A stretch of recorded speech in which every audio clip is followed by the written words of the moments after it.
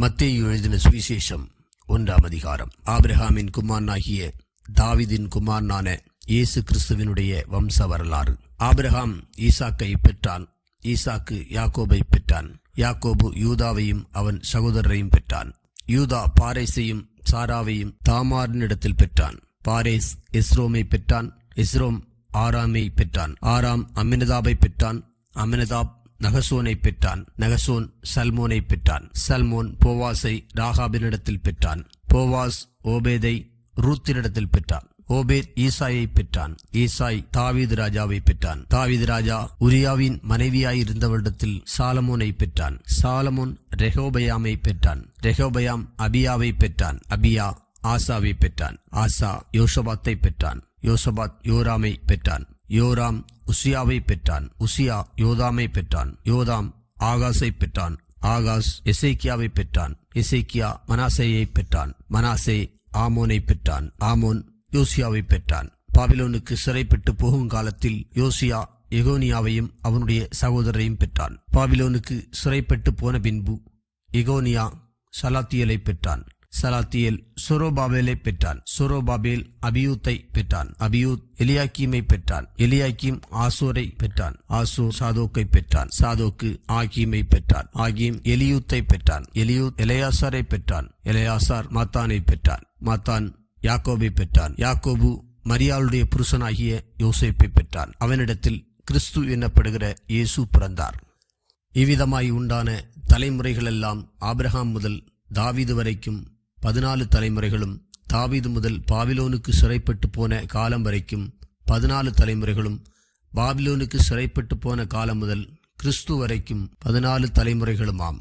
இயேசு கிறிஸ்துவனுடைய ஜனனத்தின் விவரமாவது, அவருடைய தாயாகிய மரியாள் யோசேப்புக்கு நியமிக்கப்பட்டிருக்கையில் அவர்கள் கூடி வரும் முன்னே அவள் பரிசுத்த ஆவியினாலே கர்ப்பவதியானாள் என்று காணப்பட்டது. அவள் புருஷனாகிய யோசேப்பு நீதிமானாயிருந்து அவளை அவமானப்படுத்த மனதில்லாமல் இரகசியமாய் அவளை தள்ளிவிட யோசனையாயிருந்தான். அவன் இப்படி சிந்தித்துக் கொண்டிருக்கையில் கர்த்தருடைய தூதன் சொப்பனத்தில் அவனுக்கு காணப்பட்டு, தாவீதின் குமாரனாகிய யோசேப்பே, உன் மனைவியாகிய மரியாளை சேர்த்து கொள்ள ஐயப்படாதே. அவளிடத்தில் உற்பத்தியாயிருக்கிறது பரிசுத்த ஆவியினால் உண்டானது. அவள் ஒரு குமாரனை பெறுவாள். அவருக்கு இயேசு என்று பெயரிடுவாயாக. ஏனெனில் அவர் தமது ஜனங்களின் பாவங்களை நீக்கி அவர்களை இரட்சிப்பார் என்றான். தீர்க்கதரிசியின் மூலமாய் கர்த்தராலே உரைக்கப்பட்டது நிறைவேறும்படி இதெல்லாம் நடந்தது. அவன், இதோ ஒரு கன்னிகை கர்ப்பவதியாகி ஒரு குமாரனை பெறுவாள். அவருக்கு இம்மானுவேல் என்று பெயரிடுவார்கள் என்று சொன்னான். இம்மானுவேல் என்பதற்கு தேவன் நம்மோடு இருக்கிறார் என்று அர்த்தமாம். யோசேப்பு நித்திரை தெளிந்து எழுந்து கர்த்தருடைய தூதன் தனக்கு கட்டளையிட்டபடியே தன் மனைவியை சேர்த்து கொண்டு அவள் தன் முதற்பேரான குமாரனை பெருமளவும் அவளை அறியாதிருந்து அவருக்கு இயேசு என்று பெயரிட்டான். மத்தேயு 2ஆம் அதிகாரம். ஏரோது ராஜாவின் நாட்களில் யூதேயாவில் உள்ள பெத்லெகேமிலே இயேசு பிறந்த பொழுது கிழக்கிலிருந்து சாஸ்திரிகள் எருசலேமுக்கு வந்து, யூதருக்கு ராஜாவாக பிறந்திருக்கிறவர் எங்கே? கிழக்கிலே அவருடைய நட்சத்திரத்தை கண்டு அவரை பணிந்து கொள்ள வந்தோம் என்றார்கள். ஏரோது ராஜா அதை கேட்டபொழுது அவனும் அவனோடு கூட எருசலேம் நகரத்தார் அனைவரும் கலங்கினார்கள்.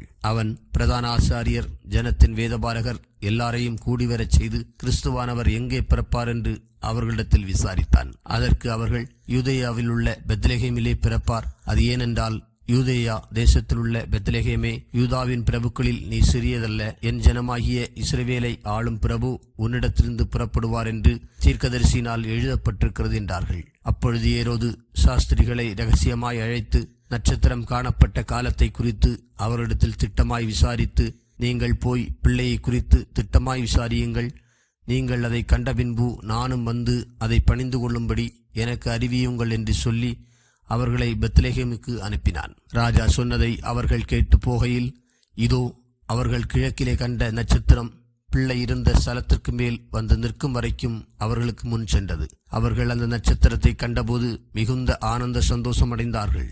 அவர்கள் அந்த வீட்டுக்குள் பிரவேசித்து பிள்ளையையும் அதன் தாயாகிய மரியாளையும் கண்டு சாஷ்டாங்கமாய் விழுந்து அதை பணிந்து கொண்டு தங்கள் பொக்கிஷங்களை திறந்து பொன்னையும் தூபவர்க்கத்தையும் வெள்ளைப்போளத்தையும் அதற்கு காணிக்கையாக வைத்தார்கள். பின்பு அவர்கள் ஏரோதினிடத்திற்கு திரும்பி போக வேண்டாம் என்று சொப்பனத்தில் தேவனால் எச்சரிக்கப்பட்டு வேறு வழியாய் தங்கள் தேசத்துக்கு திரும்பி போனார்கள். அவர்கள் போன பின்பு கர்த்தருடைய தூதன் சொப்பனத்தில் யோசேப்புக்கு காணப்பட்டு, ஏரோது பிள்ளையை கொலை செய்ய தேடுவான், ஆதலால் நீ எழுந்து பிள்ளையையும் அதன் தாயையும் கூட்டிக் கொண்டு எகிப்துக்கு ஓடிப்போய் நான் உனக்கு சொல்லும் வரைக்கும் அங்கே இரு என்றான்.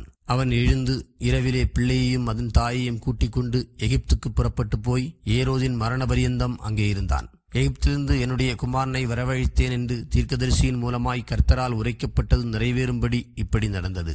அப்பொழுது ஏரோது தான் சாஸ்திரிகளால் வஞ்சிக்கப்பட்டதைக் கண்டு மிகுந்த கோபமடைந்து ஆட்களை அனுப்பி தான் சாஸ்திரிகளிடத்தில் திட்டமாய் விசாரித்த காலத்தின்படியே பெத்லெகேமிலும் அதன் சகல எல்லைகளிலும் இருந்த 2 வயதுக்குட்பட்ட எல்லா ஆண் பிள்ளைகளையும் கொலை செய்தான். புலம்பலும் அழுகையும் மிகுந்த துக்கம் கொண்டாடலுமாகிய கூக்குரல் ராமாவிலே கேட்கப்பட்டது. ராகேல் தன் பிள்ளைகளுக்காக அழுது அவைகள் இல்லாதபடியால் ஆறுதல் அடையாதிருக்கிறாள் என்று எரேமியா தீர்க்கதரிசியினால் உரைக்கப்பட்டது அப்பொழுது நிறைவேறிற்று. ஏரோது இறந்த பின்பு கர்த்தருடைய தூதன் எகிப்திலே யோசேப்புக்கு சொப்பனத்தில் காணப்பட்டு, நீ எழுந்து பிள்ளையையும் அதன் தாயையும் கூட்டிக் கொண்டு இஸ்ரவேல் தேசத்துக்கு போ, பிள்ளையின் பிராணனை வாங்க தேடினவர்கள் இறந்து போனார்கள் என்றான். அவன் எழுந்து பிள்ளையையும் அதன் தாயையும் கூட்டிக் கொண்டு இஸ்ரவேல் தேசத்துக்கு வந்தான். ஆகிலும் அர்கெலாயு தன் தகப்பனாகிய ஏரோதின் பட்டத்துக்கு வந்து யூதேயாவில் அரசாளுகிறான் என்று கேள்விப்பட்டு அங்கே போக பயந்தான். அப்பொழுது அவன் சொப்பனத்தில் தேவனால் எச்சரிக்கப்பட்டு கலிலேயா நாட்டின் புறங்களிலே விலகி போய் நாசரேத்து என்னும் ஊரிலே வந்து வாசம் பண்ணினான். நசரேயன் எண்ணப்படுவார் என்று தீர்க்கதரிசிகளால் உரைக்கப்பட்டது நிறைவேறும்படி இப்படி நடந்தது. மத்தேயு 3ஆம் அதிகாரம். அந்நாட்களில் யோவான் ஸ்நானன் யூதேயாவில் வனாந்தரத்தில் வந்து மனந்திரும்புங்கள், பரலோக ராஜ்யம் சமீபித்திருக்கிறது என்று பிரசங்கம் பண்ணினான். கர்த்தருக்கு வழியை ஆயத்தப்படுத்துங்கள், அவருக்கு பாதைகளை செவ்வை பண்ணுங்கள் என்று வனாந்திரத்திலே கூப்பிடுகிறவனுடைய சத்தம் உண்டென்று ஏசாயா தீர்க்கதரிசினால் சொல்லப்பட்டவன் இவனே. இந்த யோவான் ஒட்டகமயிர் உடையை தரித்து தன் அறையில் வார்க்கச்சையை கட்டி கொண்டிருந்தான். வெட்டுக்கிளியும் காட்டுத்தேனும் அவனுக்கு ஆகாரமாயிருந்தது. அப்பொழுது எருசலேம் நகரத்தாரும் யூதேயா தேசத்தார் அனைவரும் யோர்தானுக்கு அடுத்த சுற்றுப்புறத்தார் யாவரும் அவனிடத்துக்கு போய் தங்கள் பாவங்களை அறிக்கையிட்டு யோர்தான் நதியில் அவனால் ஞானஸ்நானம் பெற்றார்கள். பரிசேயரிலும் சதுசேயரிலும் அநேகர் தன்னிடத்தில் ஞானஸ்நானம் பெறும்படி வருகிறதை அவன் கண்டு, விரியன் பாம்பு குட்டிகளே, வருங்கோபத்துக்கு தப்பித்து கொள்ள உங்களுக்கு வகை காட்டினவன் யார்? மனந்திரும்புதலுக்கு ஏற்ற கனிகளை கொடுங்கள். ஆபிரகாம் எங்களுக்கு தகப்பன் என்று உங்களுக்குள்ளே சொல்லிக்கொள்ள நினையாதிருங்கள். தேவன் இந்த கல்லுகளினாலே ஆபிரகாமுக்கு பிள்ளைகளை உண்டு பண்ண வல்லவராயிருக்கிறார் என்று உங்களுக்கு சொல்லுகிறேன். இப்பொழுதே கோடரியானது மரங்களின் வேரருகே வைத்திருக்கிறது. ஆகையால் நல்ல கனி கூடாத மரமெல்லாம் வெட்டுண்டு அக்கினியிலே போடப்படும். மனந்திரும்புதலுக்கென்று நான் ஜலத்தினால் உங்களுக்கு ஞானஸ்நானம் கொடுக்கிறேன். எனக்கு பின் வருகிறவரோ என்னிலும் வல்லவராயிருக்கிறார். அவருடைய பாதரட்சைகளை சுமக்கிறதற்கு நான் பாத்திரன் அல்ல. அவர் பரிசுத்த ஆவினாலும் அக்கினியினாலும் உங்களுக்கு ஞானஸ்நானம் கொடுப்பார். தூற்றுக்கூடை அவர் கையில் இருக்கிறது. அவர் தமது களத்தை நன்றாய் விளக்கி தமது கோதுமையை களஞ்சியத்தில் சேர்ப்பார். பதரையோ அவியாத அக்கினியால் சுட்டரிப்பார் என்றான். அப்பொழுது யோவானால் ஞானஸ்நானம் பெறுவதற்கு இயேசு கலிலேயாவை விட்டு யோர்தானுக்கு அருகே அவரிடத்தில் வந்தார். யோவான் அவருக்கு தடை செய்து, நான் உம்மாலே ஞானஸ்நானம் பெற வேண்டியதாயிருக்க நீர் என்னிடத்தில் வரலாமா என்றான். இயேசு அவனுக்கு பிரதியுத்தரமாக, இப்பொழுது இடங்கொடு, இப்படி எல்லா நீதியையும் நிறைவேற்றுவது நமக்கு ஏற்றதாயிருக்கிறது என்றார். அப்பொழுது அவருக்கு இடம் கொடுத்தான். இயேசு ஞானஸ்நானம் பெற்று ஜலத்திலிருந்து கரையேறினவுடனே இதோ வானம் அவருக்கு திறக்கப்பட்டது. தேவ ஆவி புறாவைப் போல இறங்கி தம்மேல் வருகிறதை கண்டார். அன்றியும் வானத்திலிருந்து ஒரு சத்தம் உண்டாகி, இவர் என்னுடைய நேசகுமாரன், இவரில் பிரியமாயிருக்கிறேன் என்று உரைத்தது. மத்தேயு 4ஆம் அதிகாரம். அப்பொழுது இயேசு பிசாசினால் சோதிக்கப்படுவதற்கு ஆவியானவராலே வனாந்தரத்துக்கு கொண்டு போகப்பட்டார். அவர் இரவும் பகலும் 40 நாள் உபவாசமாயிருந்த பின்பு அவருக்கு பசி உண்டாயிற்று. அப்பொழுது சோதனைக்காரன் அவரிடத்தில் வந்து, நீர் தேவனுடைய குமாரனே ஆனால் இந்த கல்லுகள் அப்பங்களாகும்படி சொல்லும் என்றான். அவர் பிரதித்துரமாக, மனுஷன் அப்பத்தினாலே மாத்திரமல்ல, தேவனுடைய வாயிலிருந்து புறப்படுகிற ஒவ்வொரு வார்த்தையினாலும் பிழைப்பான் என்று எழுதியிருக்கிறது என்றார். அப்பொழுது பிசாசு அவரை பரிசுத்த நகரத்துக்கு கொண்டு போய் தேவாலயத்து உப்பரிகையின் மேல் அவரை நிறுத்தி, நீர் தேவனுடைய குமாரனையானால் தாழ குதியும், ஏனெனில் தம்முடைய தூதர்களுக்கு உம்மை குறித்து கட்டளையிடுவார், உமது பாதம் கல்லில் இடராதபடிக்கு அவர்கள் உம்மை கைகளில் ஏந்தி கொண்டு போவார்கள் என்பதாய் எழுதியிருக்கிறது என்று சொன்னான். அதற்கு இயேசு, உன் தேவனாகிய கர்த்தரை பரீட்சை பாராதிருப்பாயாக என்றும் எழுதியிருக்கிறதே என்றார். மறுபடியும் பிசாசு அவரை மிகவும் உயர்ந்த மலையின் மேல் கொண்டு போய் உலகத்தின் சகல ராஜ்யங்களையும் அவைகளின் மகிமையையும் அவருக்கு காண்பித்து, நீர் சாஷ்டாங்கமாய் விழுந்து என்னை பணிந்து கொண்டால் இவைகளையெல்லாம் உமக்கு தருவேன் என்று சொன்னான். அப்பொழுது இயேசு, அப்பாலே போ சாத்தானே, உன் தேவனாகிய கர்த்தரை பணிந்து கொண்டு அவர் ஒருவருக்கே ஆராதனை செய்வாயாக என்று எழுதியிருக்கிறது என்றார். அப்பொழுது பிசாசானவன் அவரை விட்டு விலகி போனான். உடனே தேவதூதர்கள் வந்து அவருக்கு பணிவிடை செய்தார்கள். யோவான் காவலில் வைக்கப்பட்டான் என்று இயேசு கேள்விப்பட்டு கலிலேயாவுக்கு போய் நாசரேத்தை விட்டு செபுலோன் நப்தலி என்னும் நாடுகளின் எல்லைகளில் இருக்கும் கடற்கரைக்கு அருகான கப்பர்நகூமிலே வந்து வாசம் பண்ணினார். கடற்கரை அருகிலும் யோர்தானுக்கு அப்புறத்திலும் உள்ள செபுலோன் நாடும் நப்தலி நாடும் ஆகிய புறஜாதியாருடைய கலிலேயாவிலே இருளில் இருக்கும் ஜனங்கள் பெரிய வெளிச்சத்தை கண்டார்கள். மரண இருளின் திசையில் இருக்கிறவர்களுக்கு வெளிச்சம் உதித்தது என்று ஏசாயா தீர்க்கதரிசியினால் உரைக்கப்பட்டது நிறைவேறும்படி இப்படி நடந்தது. அது முதல் இயேசு, மனந்திரும்புங்கள், பரலோக ராஜ்யம் சமீபித்திருக்கிறது என்று பிரசங்கிக்க தொடங்கினார். இயேசு கலிலேயா கடலோரமாய் நடந்து போகையில் மீன் பிடிக்கிறவர்களாயிருந்த 2 சகோதரராகிய பேதுரு என்னப்பட்ட சீமோனும் அவன் சகோதரன் அந்திரேயாவும் கடலில் வலை போட்டுக் கொண்டிருக்கிற போது அவர்களை கண்டு, என் பின்னே வாருங்கள், உங்களை மனுஷரை பிடிக்கிறவர்களாக்குவேன் என்றார். உடனே அவர்கள் வலைகளை விட்டு அவருக்கு பின் சென்றார்கள். அவர் அவ்விடம் விட்டு போகையில் வேறே 2 சகோதரராகிய செபதேயுவின் மகன் யாக்கோபும் அவன் சகோதரன் யோவானும் தங்கள் தகப்பன் செபதேயுடனே படவிலிருந்து தங்கள் வலைகளை பழுது பார்த்து கொண்டிருக்கிற போது அவர்களை கண்டு அவர்களையும் அழைத்தார். உடனே அவர்கள் படவையும் தங்கள் தகப்பனை விட்டு அவருக்கு பின் சென்றார்கள். பின்பு இயேசு கலிலேயா எங்கும் சுற்றி நடந்து அவர்களுடைய ஜெப ஆலயங்களில் உபதேசித்து ராஜ்யத்தின் சுவிசேஷத்தை பிரசங்கித்து ஜனங்களுக்கு உண்டாயிருந்த சகல வியாதிகளையும் சகல நோய்களையும் நீக்கி சுஸ்தமாக்கினார். அவருடைய கீர்த்தி சீரியா எங்கும் பிரசித்தமாயிற்று. அப்பொழுது பலவித வியாதிகளையும் வேதனைகளையும் அடைந்திருந்த சகல பிணியாளிகளையும் பிசாசு பிடித்தவர்களையும் சந்திரரோகிகளையும் திமிர்வாதக்காரரையும் அவரிடத்தில் கொண்டு வந்தார்கள். அவர்களை சுஸ்தமாக்கினார். கலிலேயாவிலும் தெக்கப்போலியிலும் எருசலேமிலும் யூதேயாவிலும் யோர்தானுக்கு அப்புறத்திலும் இருந்து திரளான ஜனங்கள் வந்து அவருக்கு பின் சென்றார்கள். மத்தேயு 5ஆம் அதிகாரம். அவர் திரளான ஜனங்களைக் கண்டு மலையின் மேல் ஏறினார். அவர் உட்கார்ந்த பொழுது அவருடைய சீசர்கள் அவரிடத்தில் வந்தார்கள். அப்பொழுது அவர் தமது வாயை திறந்து அவர்களுக்கு உபதேசித்து சொன்னது என்னவென்றால், ஆவியில் எளிமையுள்ளவர்கள் பாக்கியவான்கள், பரலோக ராஜ்யம் அவர்களுடையது. துயரப்படுகிறவர்கள் பாக்கியவான்கள், அவர்கள் ஆறுதல் அடைவார்கள். சாந்த குணமுள்ளவர்கள் பாக்கியவான்கள், அவர்கள் பூமியை சுதந்தரித்துக் கொள்வார்கள். நீதியின் மேல் பசிதாகம் உள்ளவர்கள் பாக்கியவான்கள், அவர்கள் திருப்தி அடைவார்கள். இரக்கமுள்ளவர்கள் பாக்கியவான்கள், அவர்கள் இரக்கம் பெறுவார்கள். இருதயத்தில் சுத்தமுள்ளவர்கள் பாக்கியவான்கள், அவர்கள் தேவனை தரிசிப்பார்கள். சமாதானம் பண்ணுகிறவர்கள் பாக்கியவான்கள், அவர்கள் தேவனுடைய புத்திரர் எனப்படுவார்கள். நீதி நிமித்தம் துன்பப்படுகிறவர்கள் பாக்கியவான்கள், பரலோக ராஜ்யம் அவர்களுடையது. என் நிமித்தம் உங்களை நிந்தித்து துன்பப்படுத்தி பலவித தீமையான மொழிகளையும் உங்கள் பேரில் பொய்யாய் சொல்வார்களானால் பாக்கியவான்களாயிருப்பீர்கள். சந்தோஷப்பட்டு கழிவுறுங்கள், பரலோகத்திலே உங்கள் பலன் மிகுதியாயிருக்கும். உங்களுக்கு முன்னிருந்த தீர்க்கதரிசிகளையும் அப்படியே துன்பப்படுத்தினார்களே. நீங்கள் பூமிக்கு உப்பாயிருக்கிறீர்கள். உப்பானது சாரமற்று போனால் எதனால் சாரமாக்கப்படும்? வெளியே கொட்டப்படுவதற்கும் மனுஷரால் மிதிக்கப்படுவதற்குமே ஒழிய வேறொன்றுக்கும் உதவாது. நீங்கள் உலகத்துக்கு வெளிச்சமாயிருக்கிறீர்கள். மலையின் மேல் இருக்கிற பட்டணம் மறைந்திருக்க மாட்டாது. விளக்கை கொளுத்தி மரக்காலால் மூடி வைக்காமல் விளக்கு தண்டின் மேல் வைப்பார்கள். அப்பொழுது அது வீட்டில் உள்ள யாவருக்கும் வெளிச்சம் கொடுக்கும். விதமாய் மனுஷர் உங்கள் நற்கிரியைகளை கண்டு பரலோகத்தில் இருக்கிற உங்கள் பிதாவை மகிமைப்படுத்தும்படி உங்கள் வெளிச்சம் அவர்கள் முன்பாக பிரகாசிக்க கடவது. நியாய பிரமாணத்தை ஆனாலும் தீர்க்க தரிசனங்களை ஆனாலும் அழிக்கிறதற்கு வந்தேன் என்று எண்ணிக்கொள்ளாதேயுங்கள். அழிக்கிறதற்கு அல்ல, நிறைவேற்றுகிறதற்கே வந்தேன். வானமும் பூமியும் ஒழிந்து போனாலும் நியாய பிரமாணத்தில் உள்ளதெல்லாம் நிறைவேறும் அளவும் அதில் ஒரு சிறு எழுத்தாகிலும் ஒரு எழுத்தின் உறுப்பாகிலும் ஒழிந்து போகாது என்று மெய்யாகவே உங்களுக்கு சொல்லுகிறேன். ஆகையால் இந்த கற்பனைகள் எல்லாவற்றிலும் சிறிதான ஒன்றையாகிலும் மீறி அவ்விதமாய் மனுஷருக்கு போதிக்கிறவன் பரலோக ராஜ்யத்தில் எல்லாரிலும் சிறியவன் எனப்படுவான். இவைகளை கைக்கொண்டு போதிக்கிறவனோ பரலோக ராஜ்யத்தில் பெரியவன் எனப்படுவான். வேதபாரகர் பரிசேயர் என்பவருடைய நீதியிலும் உங்கள் நீதி அதிகமாயிராவிட்டால் பரலோக ராஜ்யத்தில் பிரவேசிக்க மாட்டீர்கள் என்று உங்களுக்கு சொல்லுகிறேன்.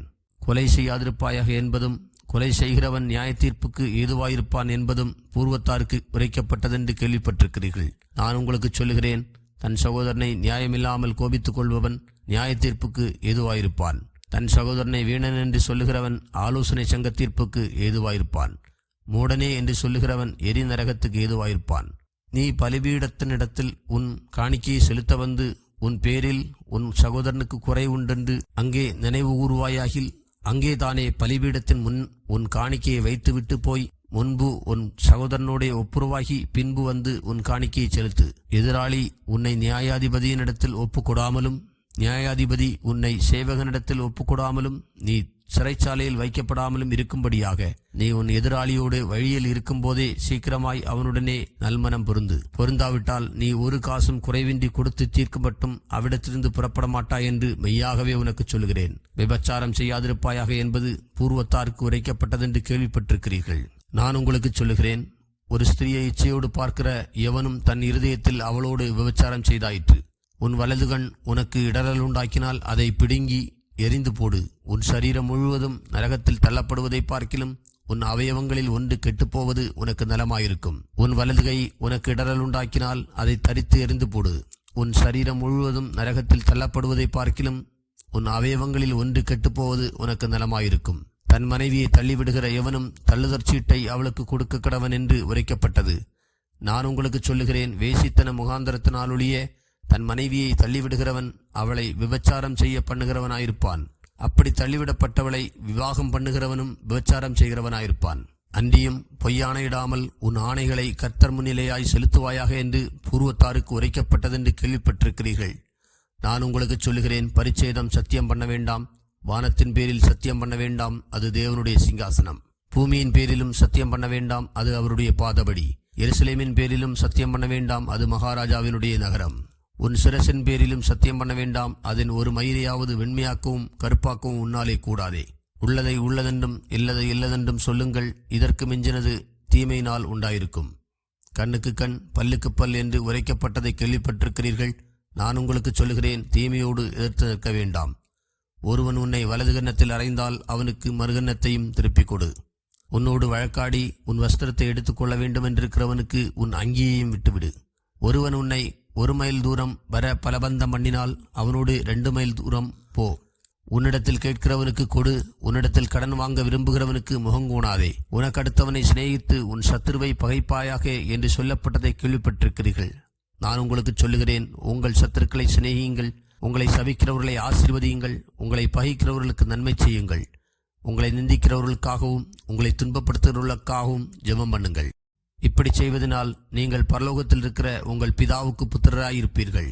அவர் தீயோர் மேலும் நல்லோர் மேலும் தமது சூரியனை உதிக்க பண்ணி நீதியுள்ளவர்கள் மேலும் அநீதியுள்ளவர்கள் மேலும் மழையை பெய்ய பண்ணுகிறார். உங்களை சிநேகிக்கிறவர்களையே நீங்கள் சிநேகிப்பீர்களானால் உங்களுக்கு பலன் என்ன? ஆயக்காரரும் அப்படியே செய்கிறார்கள் அல்லவா? உங்கள் சகோதரரை மாத்திரம் வாழ்த்துவீர்களானால் நீங்கள் விசேஷித்து செய்கிறதென்ன?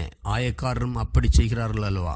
ஆகையால் பரலோகத்தில் இருக்கிற உங்கள் பிதா பூரண சற்குணராயிருக்கிறது போல நீங்களும் பூரண சற்குணராயிருக்க கடவீர்கள். மத்தேயு 6ஆம் அதிகாரம். மனுஷர் காண வேண்டுமென்று அவர்களுக்கு முன்பாக உங்கள் தர்மத்தை செய்யாதபடிக்கு எச்சரிக்கையாயிருங்கள். செய்தால் பரலோகத்தில் இருக்கிற உங்கள் பிதாவினிடத்தில் உங்களுக்கு பலன் இல்லை. ஆகையால் நீ தர்மம் செய்யும் போது மனுஷரால் புகழப்படுவதற்கு மாயக்காரர் ஆலயங்களிலும் வீதிகளிலும் செய்வது போல உனக்கு முன்பாக தாரை ஊதுவியாதே. அவர்கள் தங்கள் பலனை அடைந்து தீர்ந்ததென்று மெய்யாகவே உங்களுக்கு சொல்லுகிறேன். நீயோ தர்மம் செய்யும் போது உன் தர்மம் அந்தரங்கமாயிருப்பதற்கு உன் வலதுகை செய்கிறதை உன் இடதுகை அறியாதிருக்க கடவது. அப்பொழுது அந்தரங்கத்தில் பார்க்கிற உன் பிதாதாமே உனக்கு வெளியரங்கமாய் பலனளிப்பார். அன்றியும் நீ ஜெபம் பண்ணும்போது மாயக்காரரைப் போலிருக்க வேண்டாம். மனுஷர் காணும்படியாக அவர்கள் ஜெபாலயங்களிலும் வீதிகளின் சந்திகளிலும் நின்று ஜெபம் பண்ண விரும்புகிறார்கள். அவர்கள் தங்கள் பலனை அடைந்து தீர்ந்ததென்று மெய்யாகவே உங்களுக்கு சொல்லுகிறேன். நீயோ ஜெபம் பண்ணும்போது உன் அறை வீட்டுக்குள் பிரவேசித்து உன் கதவை பூட்டி அந்தரங்கத்தில் இருக்கிற உன் பிதாவை நோக்கி ஜெபம் பண்ணு. அப்பொழுது அந்தரங்கத்தில் பார்க்கிற உன் பிதா வெளியரங்கமாய் உனக்கு பலனளிப்பார். அன்றியும் நீங்கள் ஜெபம் பண்ணும்போது அஞ்ஞானிகளைப் போல வீண் வார்த்தைகளை அலப்பாதேயுங்கள். அவர்கள் அதிக வசனிப்பினால் தங்கள் ஜெபம் கேட்கப்படும் என்று நினைக்கிறார்கள். அவர்களைப் போல நீங்கள் செய்யாதிருங்கள். உங்கள் பிதாவை நோக்கி நீங்கள் வேண்டிக் கொள்ளுகிறதற்கு முன்னமே உங்களுக்கு இன்னது தேவை என்று அவர் அறிந்திருக்கிறார். நீங்கள் ஜெபம் பண்ண வேண்டிய விதமாவது, பரமண்டலங்களில் இருக்கிற எங்கள் பிதாவே, உம்முடைய நாமம் பரிசுத்தப்படுவதாக, உம்முடைய ராஜ்யம் வருவதாக, உம்முடைய சித்தம் பரமண்டலத்திலே செய்யப்படுவது போல பூமியிலேயும் செய்யப்படுவதாக. எங்களுக்கு வேண்டிய ஆகாரத்தை இன்று எங்களுக்கு தாரும். எங்கள் கடனாளிகளுக்கு நாங்கள் மன்னிக்கிறது போல எங்கள் கடன்களை எங்களுக்கு மன்னியும். எங்களை சோதனைக்குட்பட பண்ணாமல் தீமை நின்று எங்களை ரட்சித்துக் கொள்ளும். ராஜ்யமும் வல்லமையும் மகிமையும் என்றென்றைக்கும் உம்முடையவைகளே, ஆமேன் என்பதே. மனுஷருடைய தப்பிதங்களை நீங்கள் அவர்களுக்கு மன்னித்தால் உங்கள் பரமபிதா உங்களுக்கும் மன்னிப்பார்.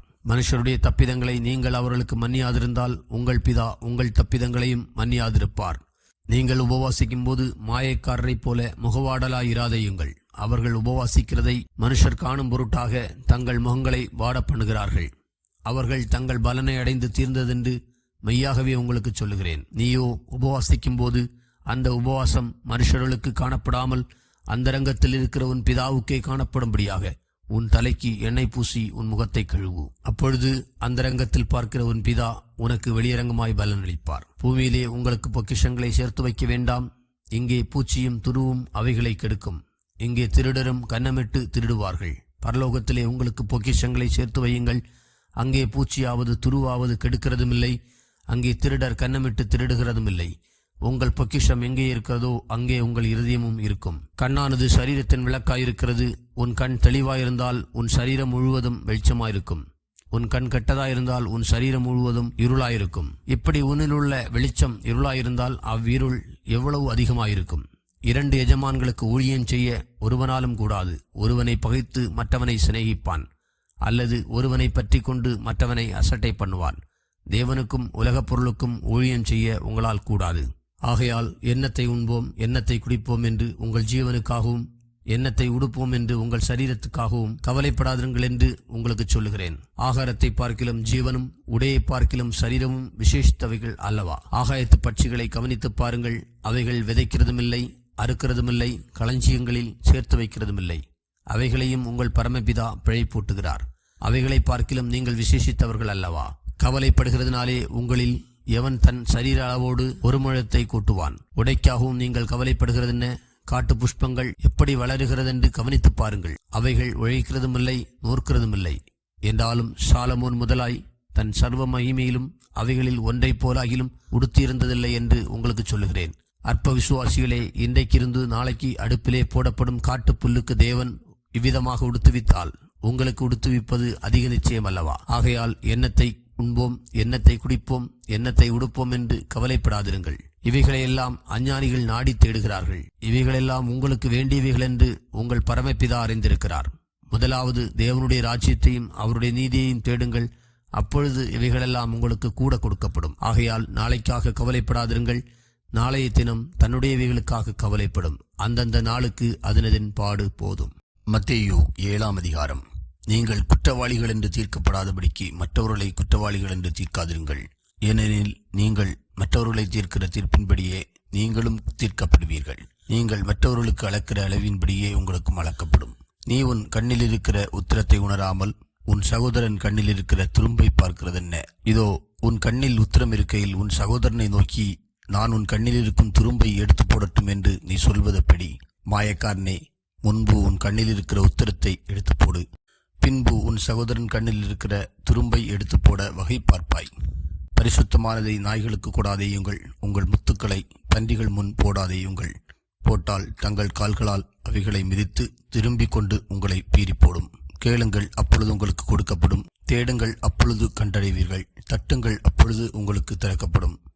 ஏனென்றால் கேட்கிறவன் எவனும் பெற்றுக்கொள்ளுகிறான், தேடுகிறவன் கண்டடைகிறான், தட்டுகிறவனுக்கு திறக்கப்படும். உங்களில் எந்த மனுஷனானாலும் தன்னிடத்தில் அப்பத்தை கேட்கிற தன் மகனுக்கு கல்லை கொடுப்பானோ?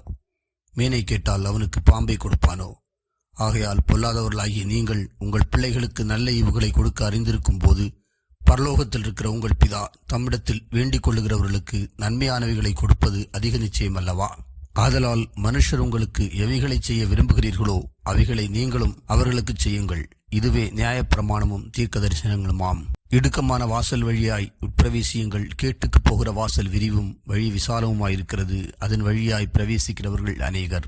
ஜீவனுக்கு போகிற வாசல் இடுக்கமும் வழி நெருக்கமுமாயிருக்கிறது, அதை கண்டுபிடிக்கிறவர்கள் சிலர். கள்ளத்தீர்க்கதரிசிகளுக்கு எச்சரிக்கையாயிருங்கள். அவர்கள் ஆட்டுத்தோலை போர்த்து கொண்டு உங்களிடத்தில் வருவார்கள், உள்ளத்திலோ அவர்கள் பட்சிக்கிற ஓநாய்கள். அவர்களுடைய கனிகளினாலே அவர்களை அறிவீர்கள். முட்செடிகளில் திராட்சப்பழங்களையும் முட்பூண்டுகளில் அத்திப்பழங்களையும் பிரிக்கிறார்களா?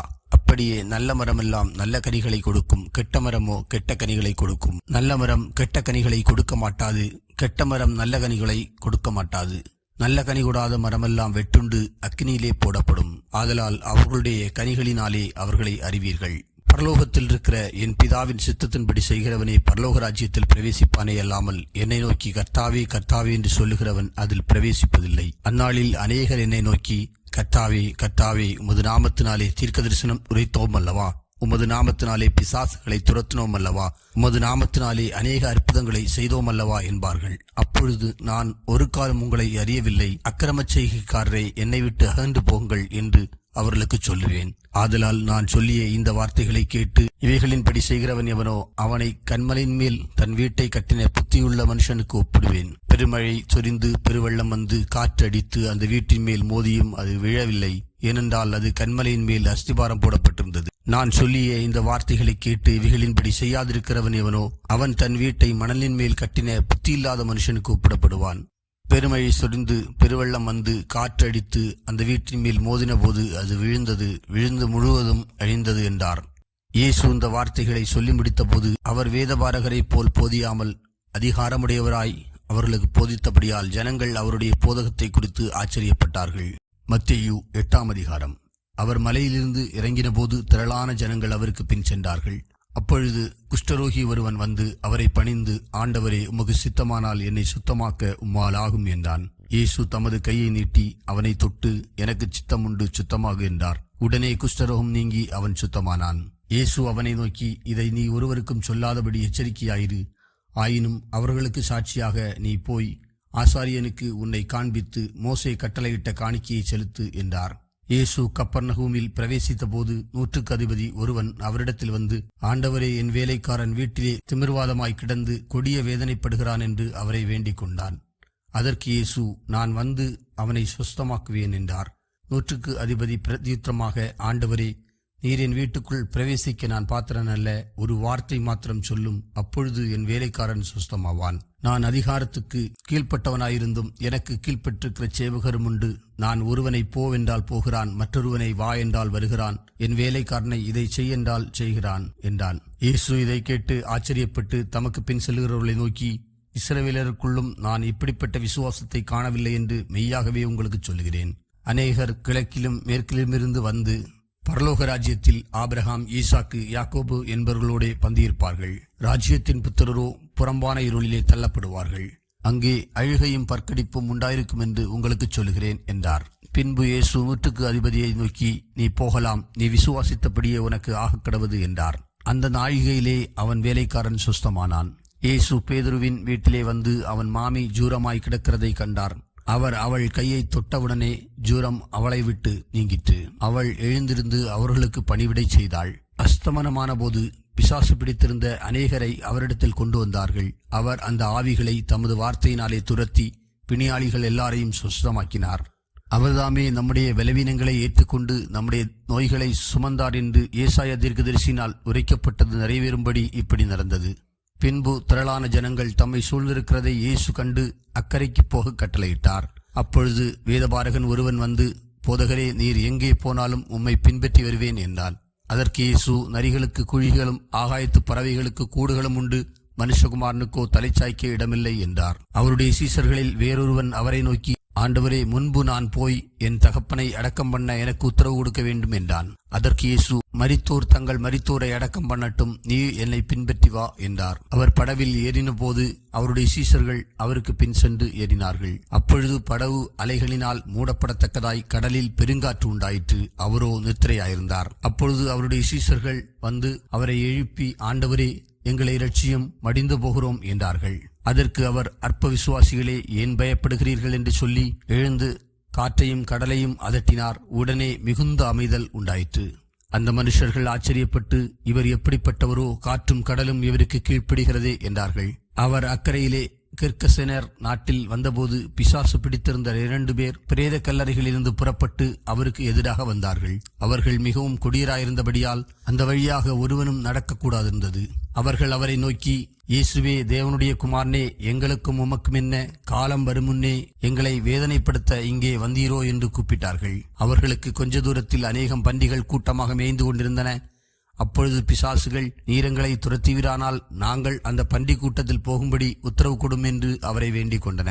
அதற்கு அவர், போங்கள் என்றார். அவைகள் புறப்பட்டு பன்றி கூட்டத்தில் போயின. அப்பொழுது பன்றி கூட்டமெல்லாம் உயர்ந்த மேட்டிலிருந்து கடலிலே பாய்ந்து ஜலத்தில் மாண்டு போயின.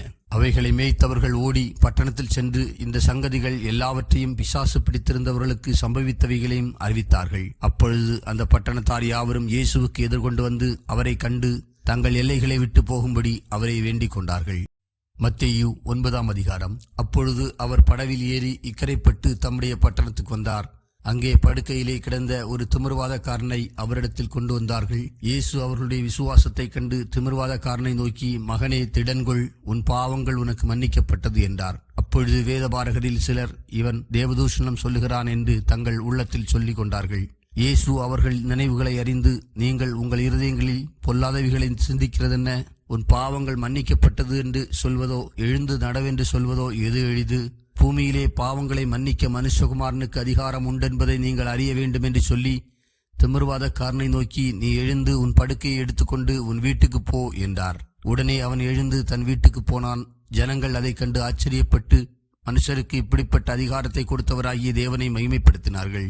இயேசு அவ்விடம் விட்டு புறப்பட்டு போகையில் ஆயத்துறையில் உட்கார்ந்திருந்த மத்தேயு என்னும் ஒரு மனுஷனை கண்டு, எனக்கு பின் சென்று வா என்றார். அவன் எழுந்து அவருக்கு பின் சென்றான். பின்பு அவர் வீட்டிலே போஜன பந்தியிருக்கையில் அநேக ஆயக்காரரும் பாவிகளும் வந்து இயேசுவோடும் அவர் சீசரோடும் கூட பந்தியிருந்தார்கள். பரிசேயர் அதை கண்டு அவருடைய சீசர்களை நோக்கி, உங்கள் போதகர் ஆயக்காரரோடும் பாவிகளோடும் போஜனம் பண்ணுகிறதென்ன என்று கேட்டார்கள். இயேசு அதை கேட்டு, பிணியாளிகளுக்கு வைத்தியன் வேண்டியதே அல்லாமல் சுகமுள்ளவர்களுக்கு வேண்டியதில்லை, பலியை அல்ல இரக்கத்தையே விரும்புகிறேன் என்பதின் கருத்து இன்னதென்று போய் கற்றுக்கொள்ளுங்கள். நீதிமான்களை அல்ல பாவிகளையே மனந்திரும்புகிறதற்கு அழைக்க வந்தேன் என்றார். அப்பொழுது யோவானுடைய சீசர் அவரிடத்தில் வந்து, நாங்களும் பரிசேயரும் அநேகந்தரம் உபவாசிக்கிறோமே, உம்முடைய சீசர் உபவாசியாமல் இருக்கிறது என்னவென்று கேட்டார்கள். அதற்கு இயேசு, மணவாளன் தங்களோடு இருக்கையில் மணவாளுடைய தோழர் துயரப்படுவார்களா? மணவாளன் அவர்களை விட்டு எடுபடும் நாட்கள் வரும், அப்பொழுது உபவாசிப்பார்கள். ஒருவனும் கோடித்துண்டை பழைய வஸ்திரத்தோடு இணைக்க மாட்டான். இணைத்தால் அதனோடு இணைத்த துண்டு வஸ்திரத்தை அதிகமாய் கிழிக்கும், பீறலும் அதிகமாகும். புது திராட்சரசத்தை பழந்துருத்திகளில் வார்த்து வைக்கிறதுமில்லை. வார்த்து வைத்தால் துருத்திகள் கிழிந்து போம், ரசமும் சிந்திப்போம், துருத்திகளும் கெட்டுப்போம். புது ரசத்தை புது துருத்திகளில் வார்த்து வைப்பார்கள், அப்பொழுது இரண்டும் பத்திரப்பட்டிருக்கும் என்றார். அவர் இவைகளை அவர்களுக்கு சொல்லிக் கொண்டிருக்கையில் தலைவன் ஒருவன் வந்து அவரை பணிந்து, என் மகள் இப்பொழுதுதான் மரித்து போனாள், ஆகிலும் நீர் வந்து அவள் மேல் உமது கையை வையும், அப்பொழுது பிழைப்பாள் என்றான். இயேசு எழுந்து தம்முடைய சீசரோடும் கூட அவன் பின்னே போனார். அப்பொழுது 12 வருஷமாய் பெரும்பாடுள்ள ஒரு ஸ்திரீ, நான் அவருடைய வஸ்திரத்தையாகிலும் தொட்டால் சுஸ்தமாவேன் என்று தன் உள்ளத்தில் எண்ணிக்கொண்டு அவர் பின்னாலே வந்து அவருடைய வஸ்திரத்தின் ஓரத்தை தொட்டாள். இயேசு திரும்பி அவளை பார்த்து, மகளே, திடன்கொள், உன் விசுவாசம் உன்னை இரட்சித்தது என்றார். அந்நேரம் முதல் அந்த ஸ்திரீ சுஸ்தமானாள். இயேசுவானவர் தலைவனுடைய வீட்டிலே வந்து தாரை ஊதுகிறவர்களையும் இறைகிற ஜனங்களையும் கண்டு, விலகுங்கள், இந்த சிறு பெண் மரிக்கவில்லை, நித்திரையாயிருக்கிறாள் என்றார். அதற்காக அவரை பார்த்து நகைத்தார்கள். ஜனங்கள் வெளியே துரத்தப்பட்ட பின்பு அவர் உள்ளே பிரவேசித்து அந்த சிறுபெண்ணின் கையை பிடித்தார். உடனே அவள் எழுந்திருந்தாள். இந்த சங்கதி அத்தேசமெங்கும் பிரசித்தமாயிற்று. இயேசு அவ்விடம் விட்டு போகையில் 2 குருடர் அவர் பின்னே சென்று, தாவீதின் குமாரனே, எங்களுக்கு இரங்கும் என்று கூப்பிட்டார்கள். அவர் வீட்டிற்கு வந்த பின்பு அந்த குருடர் அவரிடத்தில் வந்தார்கள். இயேசு அவர்களை நோக்கி, இதை செய்ய எனக்கு வல்லமை உண்டென்று விசுவாசிக்கிறீர்களா என்று கேட்டார். அதற்கு அவர்கள், ஆம், விசுவாசிக்கிறோம் ஆண்டவரே என்றார்கள். அப்பொழுது அவர்களுடைய கண்களை அவர் தொட்டு, உங்கள் விசுவாசத்தின்படி உங்களுக்கு ஆகக்கடவது என்றார். உடனே அவர்களுடைய கண்கள் திறக்கப்பட்டது. இதை ஒருவரும் அறியாதபடிக்கு எச்சரிக்கையாயிருங்கள் என்று இயேசு அவர்களுக்கு கண்டிப்பாய் கட்டளையிட்டார். அவர்களோ புறப்பட்டு அத்தேசமெங்கும் அவருடைய கீர்த்தியை பிரசித்தம் பண்ணினார்கள். அவர்கள் புறப்பட்டு போகையில் பிசாசு பிடித்த ஊமையான ஒரு மனுஷனை அவரிடத்தில் கொண்டு வந்தார்கள். பிசாசு துரத்தப்பட்ட பின்பு ஊமையன் பேசினான். ஜனங்கள் ஆச்சரியப்பட்டு, இஸ்ரவேலில் இப்படி ஒரு காலம் காணப்படவில்லை என்றார்கள். பரிசேயரோ, இவன் பிசாசுகளின் தலைவனாலே பிசாசுகளை துரத்துகிறான் என்றார்கள்.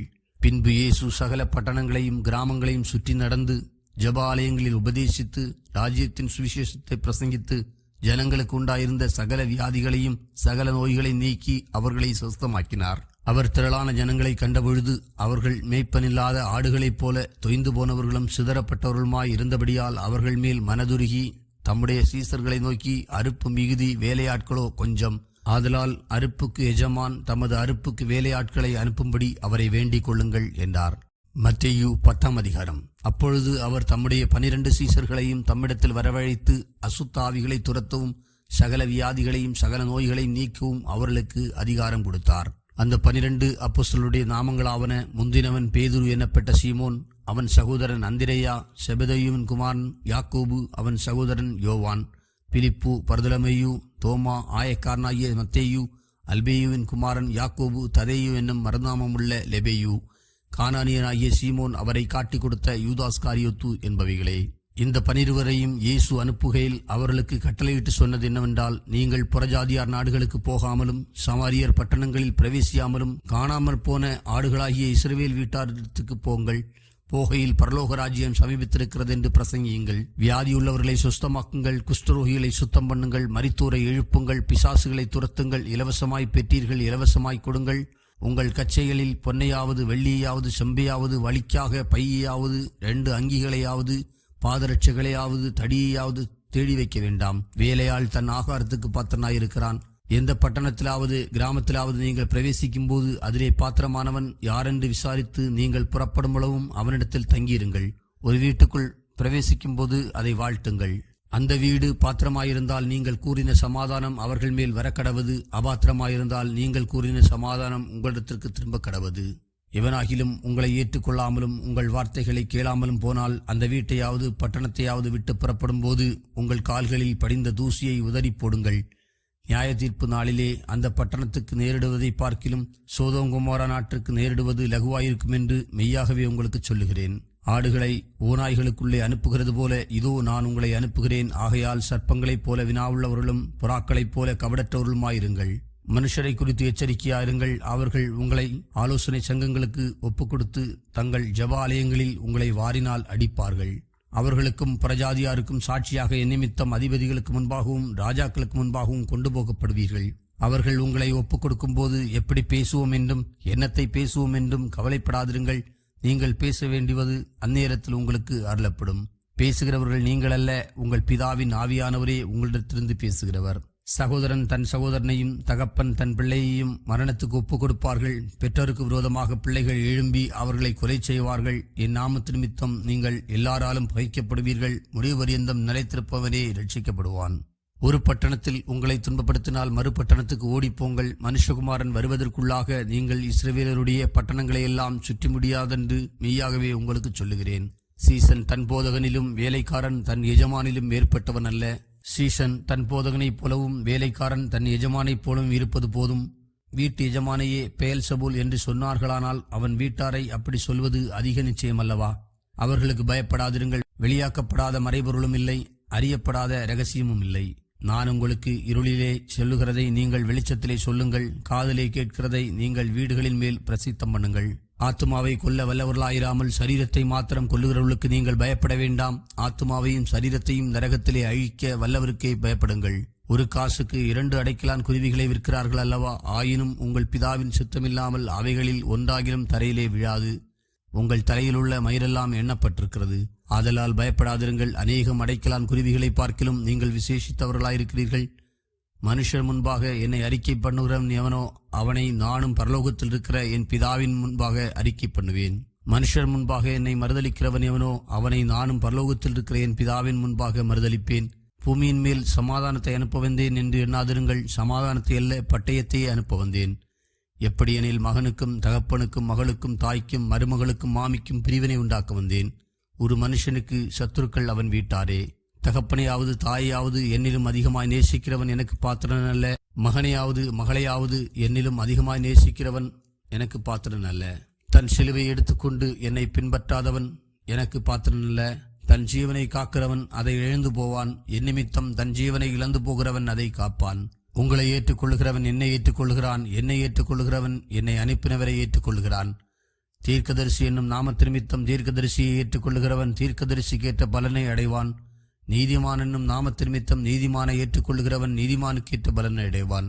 சீசன் என்னும் நாமத்து நிமித்தம் இந்த சிறியரில் ஒருவனுக்கு 1 கலசம் தண்ணீர் மாத்திரம் குடிக்க கொடுக்கிறவனும் தன் பலனை அடையாமல் போகான் என்று மெய்யாகவே உங்களுக்கு சொல்லுகிறேன் என்றார்.